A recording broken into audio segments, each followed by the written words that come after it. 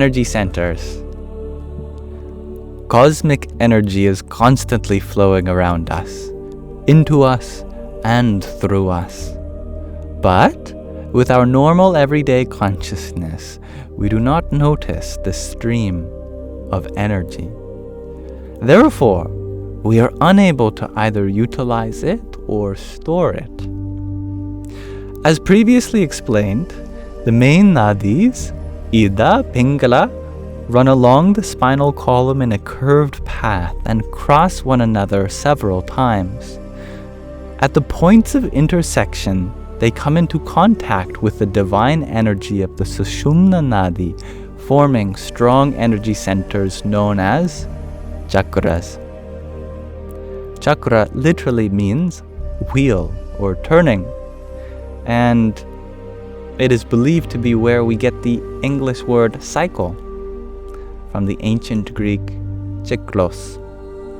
And although this blows my mind, I don't know how, in Proto-Indo-European it's also where we get the word wheel.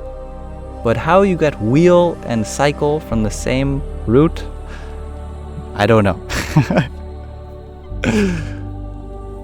Nonetheless, a chakra operates like a powerhouse in the way it generates and stores energy, with energy from the cosmos pulled in more strongly at these points. The drain of a bathtub can be used to illustrate how the chakras work.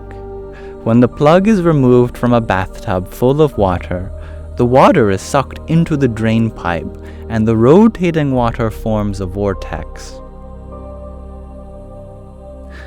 When the plug is removed from a bathtub full of water, the water is sucked into the drain pipe and the rotating water forms a vortex.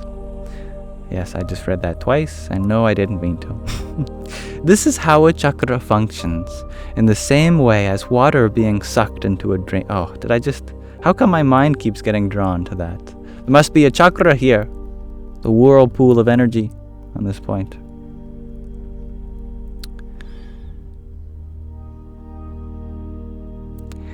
In the same way as water being sucked into a drain pipe forms a whirlpool, cosmic energy is drawn into the chakras in a circular motion and guided toward the next point of intersection.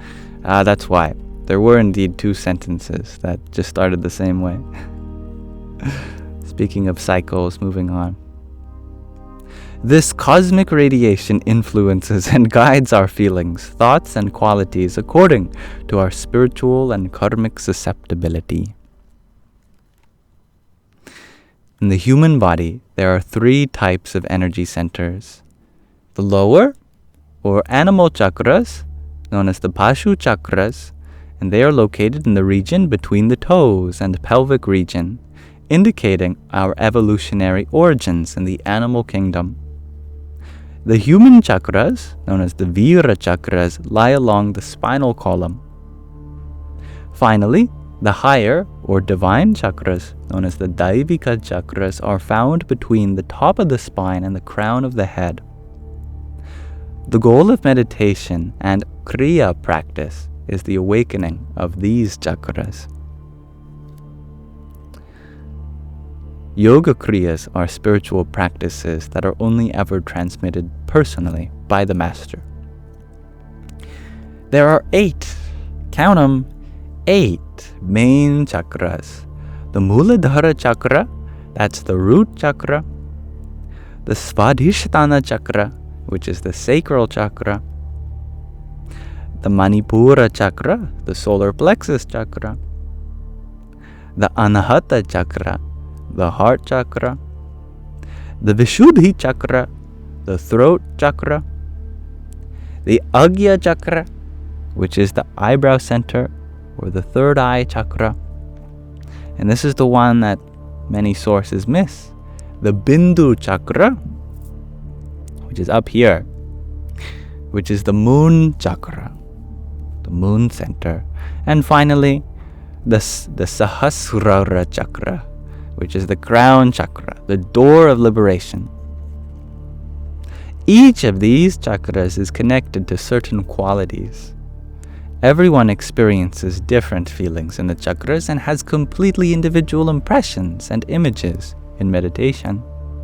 For example, one person has most of their experiences in the Manipura chakra, while another person meditates best on the Anahata chakra, and another feels the Agya chakra more strongly. The chakras work on several levels and aspects of our existence.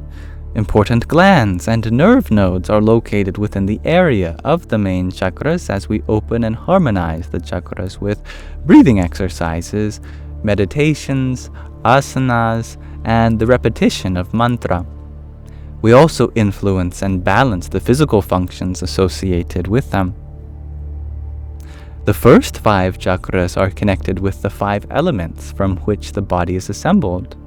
The Muladhara chakra, which is our root, is of course associated with the earth. But then, the Svadhisthana chakra, the sacral chakra, is associated with water, the fluid of life. The Manipura chakra, the solar plexus chakra, is associated with fire. The Anahata chakra, the heart chakra, is associated with air and music, of course, and sound. Literally, Anahata means a sound which is produced without 2 things coming together. So sound and air are deeply related to this chakra. And the Vishuddhi chakra, the throat chakra, is associated with space. The earth element forms the bones, the water element bodily fluids such as blood and lymph. The air element regulates the respiratory system, the fire element creates the digestion and the body warmth, and the space element creates the cavities within the body. The second level of influence of the chakras is the mental sphere. Chakras are astral or subtle energy centers through which energy can be received but can also be lost. With unhealthy nourishment, incorrect practices, bad company, and negative thinking, the direction of the rotation of the chakras can change, and in this way we lose energy, which can result in illness and psychic disturbances.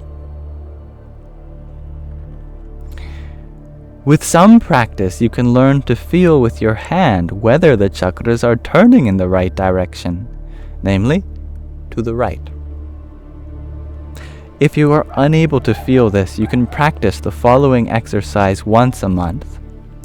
Place the right hand about 1 centimeter above the point where a chakra is located and make a clockwise circling movement with the hand for about 3 to 4 minutes. This exercise does not have to be carried out on all chakras at the same time.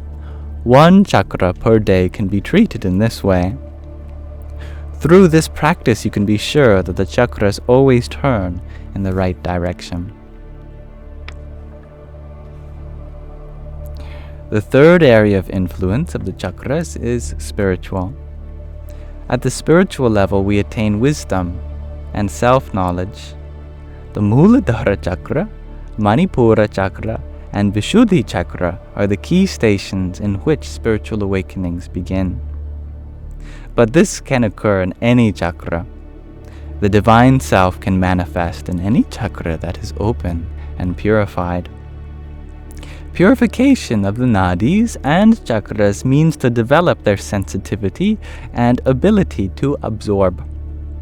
That is why we gradually become more sensitive through the regular practice of yoga. At the beginning, certain emotions can also become stronger, depending upon our predisposition. But all of these phenomena are only temporary and disappear when the wisdom of the Kundalini awakens. Because when the light shines, the curtain of darkness immediately disappears. Through yoga practices such as pranayama, for example, the function of all nadis is strengthened and harmonized through nadi shodhana pranayama. Meditation and kriyas, ida and pingala, emotion and consciousness, are purified and brought into balance, and eventually the energy flows upwards along the Sushumna Nadi to the Sahasrara Chakra. As this happens, we enter into union with the divine consciousness, and enlightenment occurs. So, with that, we'll pause our reading of The Hidden Power in Humans for now. So thank you for listening. A very technical dissertation on the chakras, and I hope to learn more about this Bindu chakra, which is so elusive in many discourses. Namaste.